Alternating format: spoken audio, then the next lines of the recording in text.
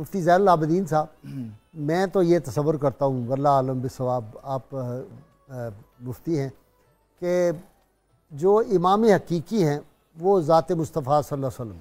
یہ جو ہم امام جس کے پیچھے پڑھتے ہیں، یہ ایک اعتبار سے یہ مجازی بن جاتا ہے. یہ تصور کریں کہ رسول اللہ صلی اللہ علیہ وسلم نے فرمایا ہے نماز پڑھنی ہے، نماز کی اہمیت ہے، وہ اس کی دو چاندنی ہو جائے گی عبادت کی لذت. بسم اللہ الرحمن الرحیم. جناب غازی صاحب، اس پر علامہ عبدالوہاب شعرانی رحمۃ اللہ تعالیٰ علیہ کا بڑا خوبصورت ارشاد تھا.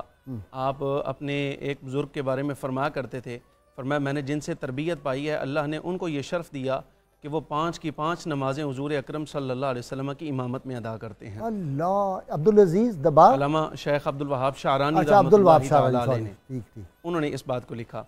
اور اسی طرح یہ بزرگان دین کی یہ شرف ہے، ان کی یہ سعادت ہے، اگر ان کو یہ موقع مل جائے تو یہ باری تعالیٰ کا خاص کرم حضور اکرم صلی اللہ علیہ وسلم کی عنایت سے ہوتا ہے. سعید بن مسیب رضی اللہ تعالیٰ عنہ والی بات یاد آ گئی ہوگی، جی، وہ جب واقعہ ہرہ کے درمیان ہوا تھا. واقعہ ہرہ کے درمیان. جی ہرہ کے درمیان. اس پہ میں گزارش کروں، نماز کی اہمیت کے اعتبار سے ہمیں اس کے جو اعمال ہیں نا، شرائط اور فرائض، ان کو سمجھنا پڑے گا، ذرا تھوڑا سا اس پر غور کریں تو اس سے رغبت ملے گی اس میں. مثال کے طور پر پہلی بات یہ ہے کہ ہم نے نماز کی ادائیگی کے لیے بیت اللہ شریف کی طرف منہ کرنا ہے. کیوں؟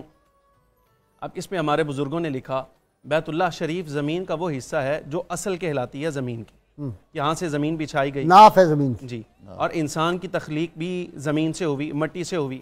انسان جس وقت کعبۃ اللہ کی طرف منہ کرے گا تو در حقیقت یہ اپنی اصل کی طرف لوٹ رہا ہے. واہ، اور کل شیء یرجع الی اصلہ، یہ اپنی اصل کی طرف لوٹا. پھر اس کے بعد جس وقت تکبیر تحریمہ اس نے ادا کی تو مطلب دونوں ہاتھ اٹھا کے اس نے یہ بات کہی، مالک میں اس طرح تیری بارگاہ میں حاضر ہوں کہ میں نے دونوں جہانوں کو خیر آباد کہہ دیا ہے، میں بالکل الگ ہو کے تیری بارگاہ میں حاضر ہو گیا ہوں. اس کے بعد قیام ہے، جس وقت ہاتھ باندھ کے باری تعالیٰ کی جناب میں کھڑا ہوگا، عاجزی انکساری کا اظہار کرے گا. ذرا یہی سوچ لینا چاہیے کہ ہمارے ہاں یہ تصور ہے، کوئی بندہ اگر کسی افسر کے سامنے، کسی عہدہ والے کے سامنے کھڑا ہو تو کیسا عاجزی انکساری کے ساتھ کھڑا ہوتا ہے اور توجہ کسی دوسرے کی طرف جاتی ہی نہیں. لیکن در حقیقت بادشاہ حقیقی شہنشاہ کی بارگاہ میں کھڑا ہوگا، رب العالمین کی جناب میں کھڑا ہوگا تو اس کی توجہ جو ہے وہ کیسے کسی دوسرے کی طرف جانی چاہیے. سبحان اللہ. یہ قیام عاجزی انکساری کی نشانی ہے. اور رکوع سجدہ میں اس کی انتہا ہو جاتی ہے. انسان کے جسم میں سب سے اعلیٰ اور سب سے اشرف حصہ جو ہے وہ اس کی پیشانی ہے، اس کا سر ہے. بندہ نماز میں اپنی عاجزی کا اظہار اس طرح کرتا ہے کہ اپنا سر زمین پہ رکھ کے بارگاہ الہی میں عرض کرتا ہے، مالک میری عاجزی کی انتہا یہ ہے، اس سے آگے میں جا نہیں سکتا، اس کو قبول فرما. واہ واہ. پھر تشہد کی کیفیت کو اگر دیکھا جائے تو کس طرح بیٹھا ہے، یہ وہ کیفیت ہے جیسے کوئی بندہ مزدوری کرنے کے بعد، محنت کرنے کے بعد اپنی مزدوری لینے کے لیے مالک کی خدمت میں حاضر ہوتا ہے عاجزی کے ساتھ. تو وہ جیسے ہاتھ بچھا کر بیٹھے گا تو یہاں ثمرہ کا ترتب ہوگا، یہاں مزدوری ملے گی، یہاں نتیجہ ملے گا، یہاں جو دعائیں مانگے گا باری تعالیٰ اس کو قبول کرے گا. سبحان اللہ. یہی وجہ ہے قرآن عزیز نے رغبت دلائی، یا ایھا الذین آمنوا استعینوا بالصبر والصلاۃ، ایمان والو جب کوئی مشکل آ جائے تو ایسی صورت میں صبر اور نماز سے مدد حاصل کیا کرو. واہ واہ واہ. نماز جامع عبادات ہے اگر دیکھا جائے، یعنی بڑی عبادات میں. اچھا، ایک حدیث پاک ہے کہ اول وقت میں نماز جو پڑھی جائے وہ عرش تک پہنچ جاتی ہے اور پھر قیامت تک اس بندے کے لیے استغفار کرتی رہتی. تو یہ وقت پہ نماز پڑھنا، یعنی بعض اوقات ہوتا ہے نا کہ نماز لوگ وقت پہ نہیں پڑھتے، اس کے بارے میں ذرا ارشاد. اس پر حضور اکرم نور مجسم صلی اللہ علیہ وسلم کے ارشاد گرامی. اس سے پہلے قرآن عزیز کی آیت مفتی صاحب نے پڑھ دی، ان الصلاۃ کانت علی المؤمنین کتابا موقوتا، بے شک نماز ایمان والوں پر اپنے اپنے وقت میں فرض ہے. یعنی جیسے نماز کا وقت آئے گا وہ فرض ہو جائے گی. اور نماز چھوڑنے کا پھر دگنا گناہ ہے.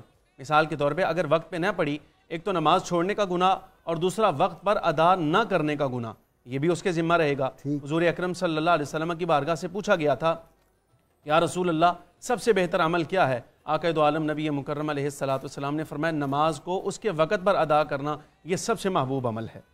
اور یہ پھر جامع عبادات ہے. میں یہ عرض کر رہا تھا کہ اس میں آپ دیکھیں کہ بڑی عبادات میں حج ہے، زکوٰۃ ہے، روزہ ہے. حج کا معنی یہ ہے کہ بندہ اپنے آپ کو پوری دنیا سے الگ کر کے اللہ کی بارگاہ میں بیت اللہ میں حاضر ہوتا ہے اور حضور اکرم صلی اللہ علیہ وسلم کی جناب میں حج کے بعد حاضر ہوتا ہے.